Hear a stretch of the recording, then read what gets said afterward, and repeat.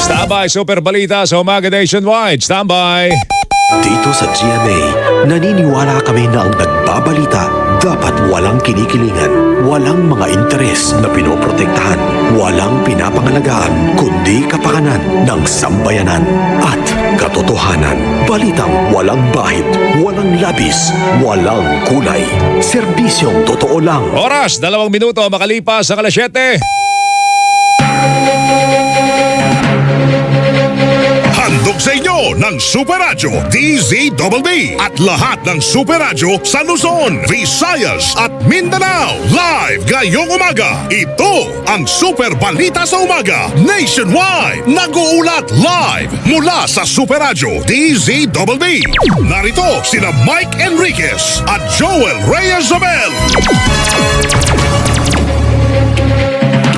Martes po ngayon, ika-14 sa buwan ng Nobyembre, taong 2023. Sa ating mga headlines, mga kumpanya ng langis nagpatupad ng bawas presyo sa mga produktong petrolyo. Presyo po ng langis posibleng magtuloy-tuloy ang pagbaba ayon sa Department of Energy. Sang katutak na motorista tinikitan dahil sa patuloy na ilegal na pagdaan sa EDSA bus lane na may mas mataas na ang multa. Bantay bigas, hinamon si Agriculture Secretary Francisco Chu Laurel Jr.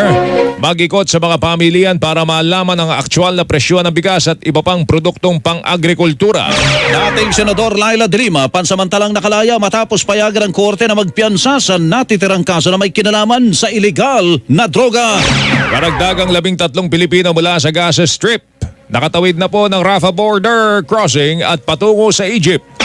Pangulong Bongbong Marcos tinalaga si Rafael Consing Jr. bilang Pangulo at Chief Executive Officer ng Maharlika Investment Corporation. Personal na impormasyon ng mga nagparehistro para sa COVID-19 vaccine kabilang ang mula ho sa Pilipinas at India nasa dark web na matapos mahak ang website ng World Health Organization. Police Major at 3 iba pa sinampahan ng kaso kaugnay ng pagkawala ng beauty pageant contestant na si Catherine Cabelon. Super Balita sa Umaga Nationwide. Bantay Panahon. Umina po ang bagyong namataan sa labas po ng Philippine Area of Responsibility. Isa na lamang po itong low pressure area. Huling namataan ang namumusama ng panahon sa layong 1,620 kilometro. Silang ang bahagi ng southeastern Mindanao na nasa labas po ng Philippine Area of Responsibility. Samantala, patuloy naman na apektado po ng shear line o salubungan na mainit at malamig na hangin ang Katimugang Luzon. Ang Kabikulan, Quezon Province, Northern Samar, Eastern Samar at Samar ay makararanas na maulap na papawiri na may kalat-kalat na makapagulan, pagkulog, pagkidlat, dulot naman ng shear line. Ang Cagayan Valley, Ilocos Norte, Tapayao ay magkakaroon ng maulap na kalangitan na may mga pagulan, dulot naman ng hangi-amihan. Habang ang Metro Manila at nalalabing bahagi ng bansa makararanas ng bagya maulap hanggang sa maulap na kalangitan na may pulo-pulong mga pagulan, pagkulog, pagkidlat, dulot naman shear line at localized thunderstorm. Bantay Panahon. Ito ang Super Balita sa Umaga Nationwide. Ay, good news sa mga motorista, mga kapuso. Nagpatupad kasi ng bawas presyo sa mga produktong petrolyo ang mga kumpanya po ng langis. Tinapyasan po ng 3 piso ang presyo ng kada litro ng diesel. 70 sentimo naman ang ibinawas sa presyo ng bawat litro ng gasolina. Habang 2 piso, 30 sentimo ang rollback sa presyo ng kada litro ng kerosene o gaas. Nakatutok ang Department of Energy sa galaw ng Organization of the Petroleum Exporting Countries o OPEC Plus. Yan ay para makita kung muling tataas ang presyo ng langis o magtutuloy-tuloy ang pagbaba nito hanggang sa katapusan ng taon. Sa gitna nito, umaasa ang DOE na magtutuloy-tuloy na hanggang Disyembre ang oil price rollback. Ayon kay Attorney Rino Abad, Director ng Oil Industry Management Bureau ng DOE, nakikita kasi nila ang serye ng pagbaba ng presyo ng Dubai crude sa mga susunod na linggo. Super Radyo. Walang inaasahang brownout ang Department of Energy sa Luzon, Visayas at Mindanao para sa taong 2024. Ito sinabi ni Senator Sherwin Gatchalian sa plenary deliberations ng Senado para sa panukalang pondo ng DOE para sa susunod na taon. Una rito, nagtanong si Senate Minority Floor Leader Aquilino Pimentel III kung meron bang inaasahang kakulangan sa supply ng kuryente sa susunod na taon batay sa tinatawag na dependable capacity at demand. Para sagutin po ito, ipinresenta ni Gatchalian ang graph ng DOE na nagpapakitang walang inaasahang yellow o red alert sa mga power grid sa susunod na taon. Kahit tinaasan ang multa, patuloy pa rin ang pagdaan ng mga pasaway na motorista sa EDSA bus lane. Sa bahagi ng EDSA sa lungsod ng Mandaluyong, kabilang sa mga nahuli ng ang 5 pulis, isang kawani ng Pag-asa at isang taga-MMDA. Hindi naman kinagat na mga enforcer ang palusot na mga nahuli na hindi nila alam na mas mataas na ang multa sa mga motorista na hindi otorisadong dumaan sa EDSA bus lane. Ang isang motorcycle rider ay tinangkapang tumakas ngunit nahabol siya ng mga traffic enforcer. Kung tumigil ka lang kanina, yung ticket mo 5,000. Busway violation. Ngayon, tumakbo ka, tinakbuhan mo kami, automatic third offense yan. 20,000 at saka 1 year suspension. Pinapahamak mo sa yung kaligtasan ng ibang road user at saka ganun din yung mga humahabol sa'yo at saka sarili mong kaligtasan. Di ba may seminar pa? May seminar pa. Mukhang ito na yun Sineminar na ni Bong Nebria. Pauna pa lang yung pauna pa rin. Ayon sa MMDA, alam ng lahat ng kanilang nahuli na bawal silang dumaan sa EDSA bus lane ngunit paulit-ulit pa rin ang kanilang paglabag. Tanong ko sa kanila, alam niyo bang bawal kayo sa busway? Lahat po nagsabi, oo sir, alam po namin na bawal kami. So despite na alam na nila, ginagawa pa rin nila. So sabi ko, regardless siguro kahit maging 1 million ang penalty, susuway kayo. Kasi alam niyo ng bawal, ginagawa niyo pa. Bigyan ng ticket yan. Ang tinig po ni Bong Nebria, hepe ng Task Force Special Operations and Anti-Colorum Unit ng MMDA. Samantala, may mga motorcycle rider na nag-counterflow at itinumba pa ang concrete barrier para makalabas ng bus lane sa bahagi ng Pasay City. May 2 motorcycle rider at isang sasakyan ang tinakbuhan ng mga enforcer sa bahagi ng Ortigas at Cubao, ngunit kalaunan ay nahuli din sila. Samantala, sinabi naman ng isang motorcycle organization na pabor sila sa pagpapataw ng mas mataas na multa sa mga hindi otorisado na dumaan sa EDSA bus lane, ngunit kailangan anyang maging patas sa lahat. Welcome na welcome po. As long as the law does not apply to all, it shouldn't apply at all. Bukod sa kawalan ng disiplina ng ilang motorista, kulang anila sa ngipin ng mga batas trapiko kaya marami pa rin ang lumalabag dito. Yung enforcement po natin na hindi ho always constant ang kanilang performance o kanilang treatment. So, people seem to think na they can get away with things. So, ang tao nawawalan ng takot sa enforcer. Ang tinig ni Jobert Bulanos, chairman ng Motorcycle Rights Organization. Samantala, hindi bababa sa 15 sasakyan na harang sa patuloy na operasyon ng MMDA sa EDSA Busway sa Cubao, Quezon City. Alang Gato sa Alang G. Sa ikalawang araw ng implementasyon ng mas mataas na multa sa mga lumalabag at dumadaan sa EDSA Busway, patuloy pa rin na nakakahuli sa mga oras na ito ang mga tauhan ng Metro Manila Development Authority, maging na rin ang PNP Highway Patrol Group dito sa bahagi ng Cubao. Huwag pwesto ng mga tauhan ng MMDA sa panguna ni retired Colonel Bong Nebria, sunod-sunod na motorista na ang natiketan. Ginagamit kasing overtaking lane ng mga motorsiklo taxi ang busway. Pero dahil nakabantay ang mga tauhan ng MMDA, sunod-sunod na pagbubuli ang mga motorista. Palusot ng isang motorrider, may lang umano ang kanyang pinasok o kinain na linya ng busway. Ang taxi driver naman na natiketan, umaapela na sana huwag naman 5,000 piso ang halaga ng multa. Pakinggan natin yung mga tinig ng ating mga nakapanayam.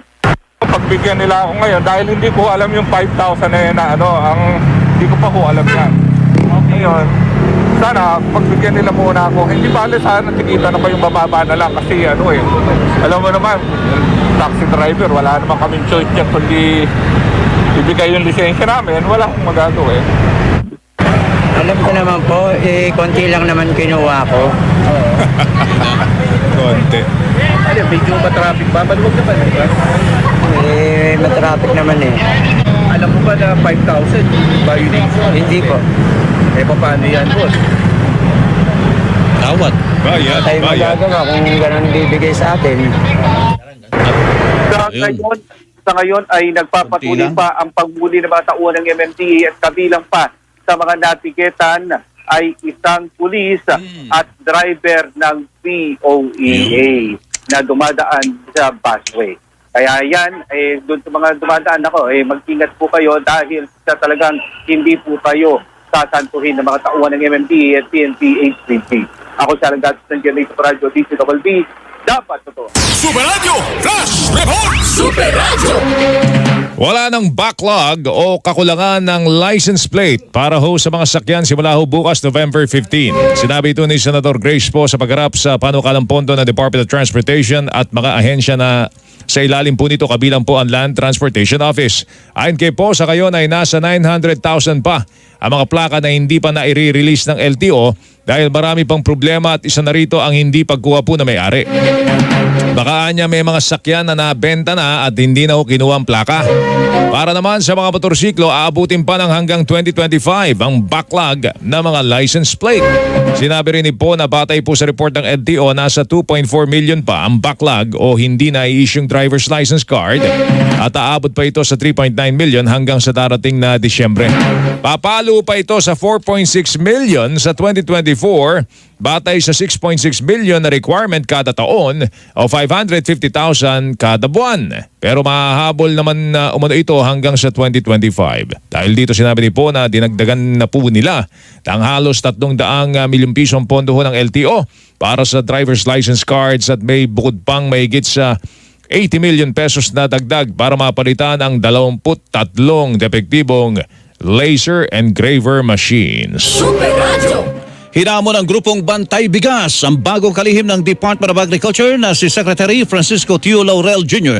na mag-ikot sa mga palengke. Sa panayam ng Super Radio DZWB, giniit ni Cathy Stavillo, tagapagsalita ng Bantay Bigas, na ito'y para malaman mismo ng kalihim ang aktual na presyuhan ng bigas at iba pang produktong pang-agrikultura. Punta siya sa palengke, tignan niya yung presyohan at dinggin niya yung mga statements o mga sinasabi ng ating mga consumers. At pag sinabi natin consumers, kasama naman ang ating mga food security frontliner, mga producers na talagang galit na galit sila dito sa napakataas na presyo ng bigas. Samantala ang pangako ng gobyerno ay mapapababa nito dahil sa ongoing na yung harvest season natin. Batay sa monitoring ng Bantay Bigas, umabot na sa 53 pesos ang pinakamurang bigas sa mga pamilihan.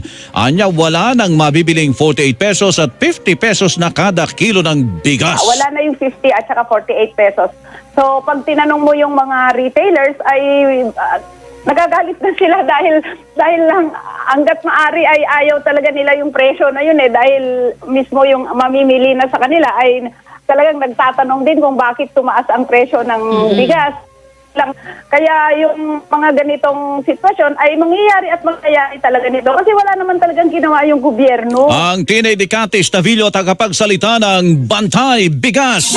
Samantala, ilang rice retailers sa lungsod ng Davao nababahala sa halos linggo-linggong taas presyo sa bigas. John Ryan Calonia, Super Radio Davao. John Ryan.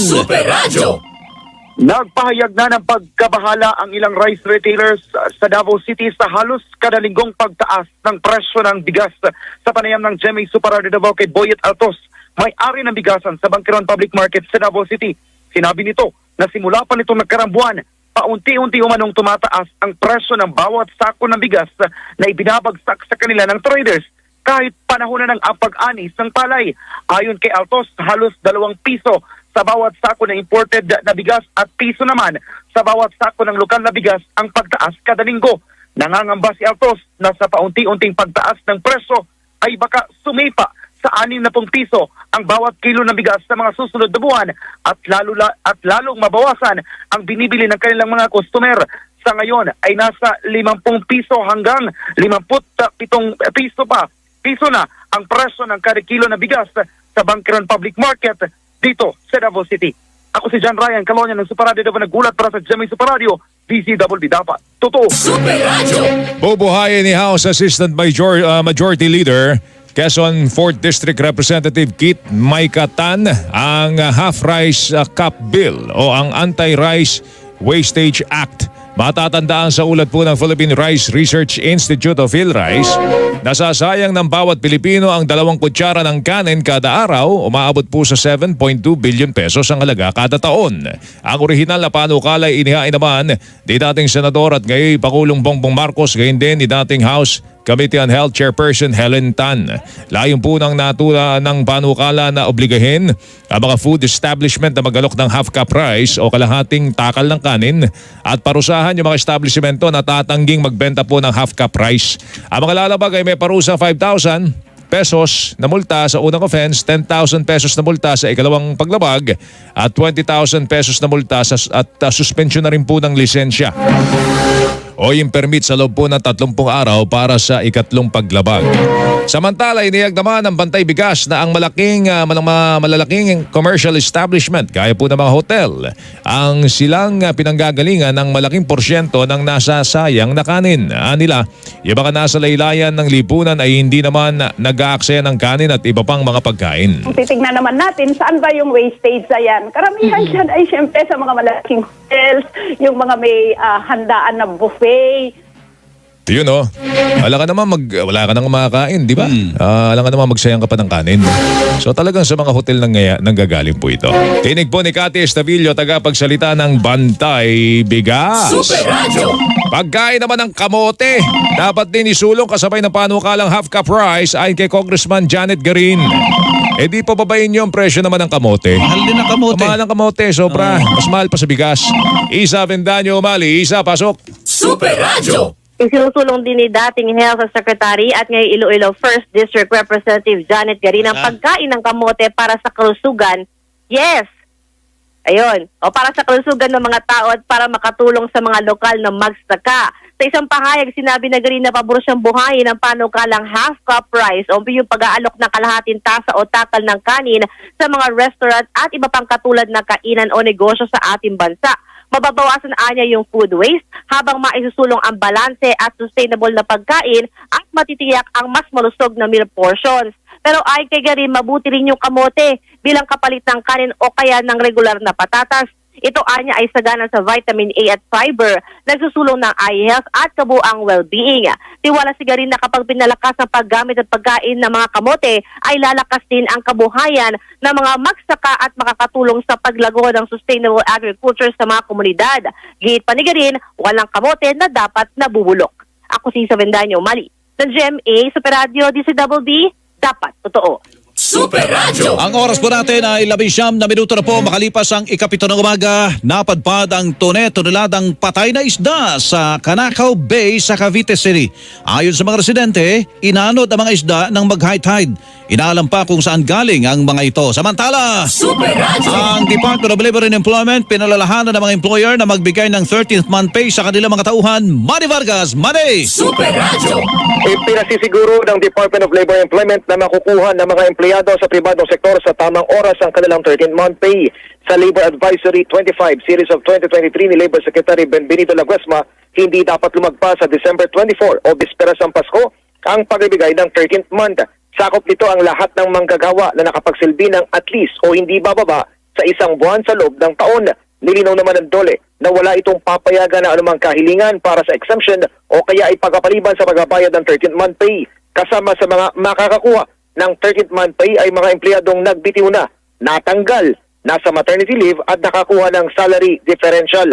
Para matiyak ang pagsunod ng mga employer, pinagsusumite sila ng compliance report sa Establishment Report System ng DOLE hanggang sa Enero 15 ng susunod na taon. Ako si Manny Vargas ng GMA Super Radio DCWB. Dapat totoo. Kayo'y nakikinig sa Super Balita sa Umaga Nationwide. Ito na po ang hamog mga kapuso. Nandiyan na po ang amihan. Opo, papalamig na. Mga kapuso, naku, yan ang gustong-gustong timplada ng panahon ni virus. Nakakahilaw. Dapat mag-ingat, bantayan ang ating katawan. Pag may nararamdaman, kailangan pakinggan ang katawan at wag po itong babaliwalain. Unahan po natin na sakit. Magpakonsulta kaagad sa doktor, makinig po sa katawan, makinig po sa doktor kapag may gamot na inireseta po sa inyo, sundin at inumin. Tandaan, para sa dekalidad, abot kayang gamot. Wag po kayo mahiya magtanong. Ito na po ang Right Med. Opo, wag po kayo mahiya magtanong. Hanapin po yung check po ng Right Med, kulay pula. Para sa listahan po ng mga produktong RightMed, bisitahin ang kanilang Facebook page, website, www.rightmed.com.ph. If symptoms persist, consult your doctor. Yung ating mga ka-RightMed dyan po sa Tabaco City, sa halagang 150 pesos, pwede na ho kayong magpa-check up po sa doktor. Bisitahin ang JMed Pharmacy sa Siga Avenue, lungsod po ng Tabaco. Oras, alas 7:21. Radyo na. TV pa! Kortesiya na. Disiplina pa! Super Radio number 1.